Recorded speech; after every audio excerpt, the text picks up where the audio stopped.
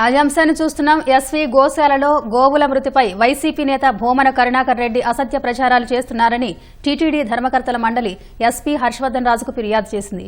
ఇక మరింత సమాచారం మా ప్రతినిధి నారాయణప్పని అడిగి తెలుసుకుందాం. నారాయణప్ప, చెప్పండి, భూమన కరుణాకర్ రెడ్డిపై టీటీడీ ఫిర్యాదుకు సంబంధించి వివరాలేంటి?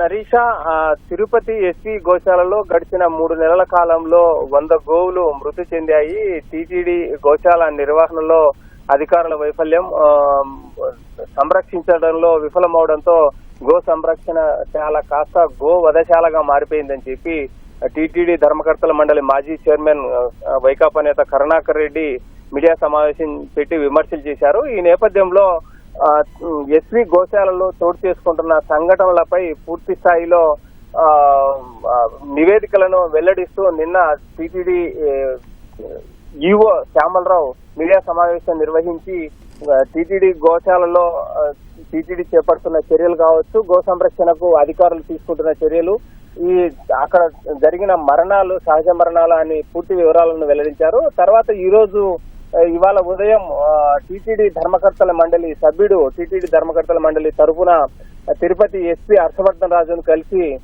భూమన కరుణాకర్ రెడ్డి టీటీడీ పవిత్రతకు భంగం కలిగించేలా, భక్తుల మనోభావాలను దెబ్బతీసేలా అసత్య ఆరోపణలు చేస్తున్నారని చెప్పి ఫిర్యాదు చేశారు.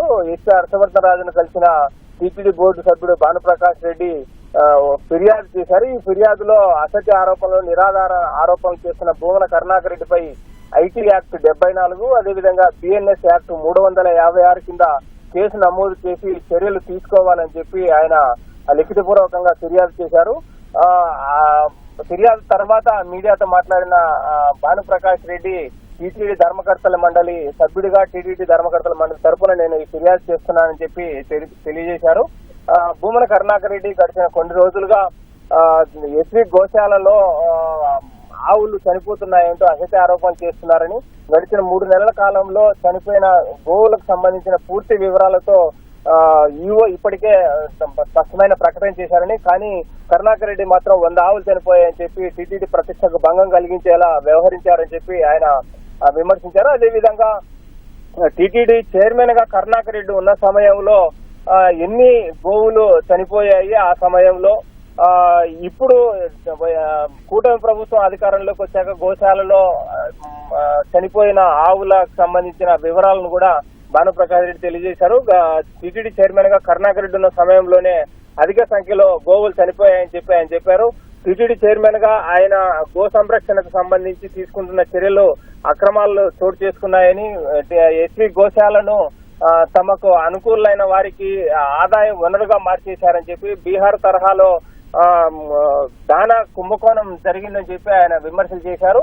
పలమనేరు గోశాలకు సంబంధించి అసలు గోవులు లేకపోయినప్పటికీ అక్కడ 1000 గోవులు ఉంటే 2000 గోవులకు దానాకు సంబంధించిన మొత్తం అక్కడ వెచ్చించారని చెప్పి, ఏడాదికి 1,70,00,000 మేర అక్రమాలు జరిగాయని చెప్పి, అంత గోవుల మీద, గో సంరక్షణ మీద బాధ్యత ఉండే వ్యక్తి టీటీడీ చైర్మన్ గా పనిచేసే సమయంలో జరిగిన అక్రమాల మీద ఎలాంటి చర్యలు తీసుకున్నారని చెప్పి భానుప్రకాష్ రెడ్డి ప్రశ్నించారు.